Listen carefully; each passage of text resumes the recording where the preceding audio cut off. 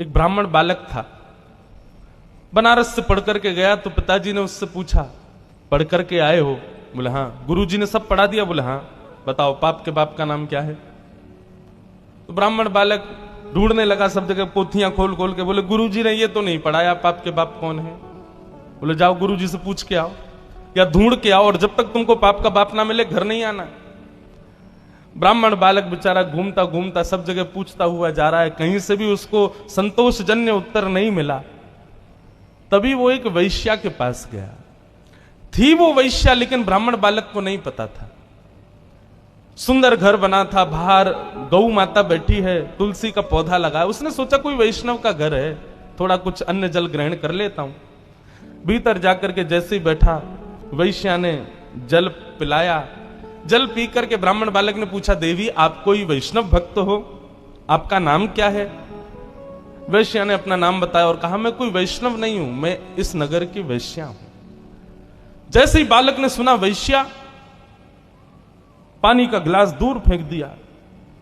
बोले ओहो, अब तो मुझे गंगा जल में नहाना पड़ेगा, कपड़े सहित नदी में कूदना पड़ेगा, मैंने बहुत बड़ा अपराध कर दिया, पाप का बाप खोजने निकला था, पाप कर दिया, एक वैश्या के घर का पानी पी लिया मैंने, अरे राम राम राम राम, पुण्यम पापम, कान पकड़ने लगा।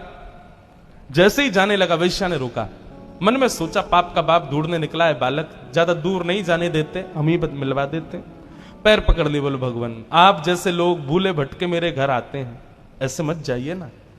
3 दिन से आप भूखे प्यासे घूम रहे हैं, पाप के बाप को खोज रहे हैं, क्या पता कितने दिन तक नहीं मिलेगा, 2-4 रोटी खा जाइए, कुछ प्रसाद पा लीजिए। ब्राह्मण बोला, तेरे घर का पानी पीने से मैं अपवित्र हो गया और तू कह रही है मेरे घर पे भोजन पा लो?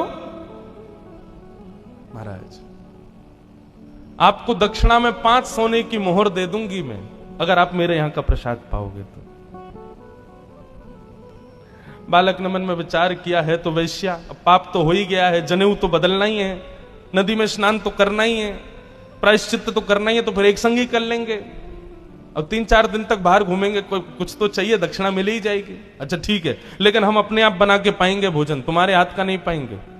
वैश्या बोली, जो आज्ञा आप पाओ। रोटी बनाने के लिए बैठे तो वैश्या बोली, मेरे घर पर आप आए और आप अपने हाथ से रोटी बना रहे हो, मुझसे देखा नहीं जा रहा है, मैं 5 की जगह 7 सोने की मोहर दे दूंगी, रोटी मुझे बनाने दो। हाथ धो करके बालक उठ गया, बोले लो बनाओ। वैश्या ने रोटी आदि बना करके थाली में रख करके सन्मुख पधरा दिया। बालक जैसे ही पाने के लिए बैठा, वैश्या ने हाथ पकड़ लिया, बोले मेरा मन होता है मैं अपने हाथ से आपको खिला दूं। बालक बोला, भाग जाऊंगा मैं, तुम्हारे हाथ का पाऊंगा मैं, तुम्हारे हाथ से खाऊंगा। 15 सोने की मोहर दे दूंगी मैं दक्षिणा में। बालक ने मुंह खोल लिया, लो खिलाओ। वैश्या ने कवल तो नीचे रखा और कहा, महाराज अपने पिताजी को जाकर के कह दीजिएगा, पाप के बाप का नाम है लोभ। बताइए, आप मेरे घर का जल पीना पसंद करते हैं? कभी नहीं। आपको पता चल गया कि मैं वैश्या हूं, उसके बाद मेरे घर का भोजन पाना चाहिए था? नहीं पाना चाहिए था। मेरे हाथ की बनी रोटी खानी चाहिए थी? नहीं खानी चाहिए थी। मेरे हाथ से आपको खाना चाहिए था? नहीं। ये सब आपने क्यों किया? बोले तुम्हारी श्रद्धा। बोले श्रद्धा नहीं, झूठ मत बोलिए, सब दक्षिणा। महाराज पाप के बाप का नाम है लोभ। लोभ किसे कहते हैं? जितना प्राप्त हो उससे अति की कामना, इसको लोभ कहते हैं। पिताजी से जाकर के कह देना, पाप के बाप का नाम लोभ है।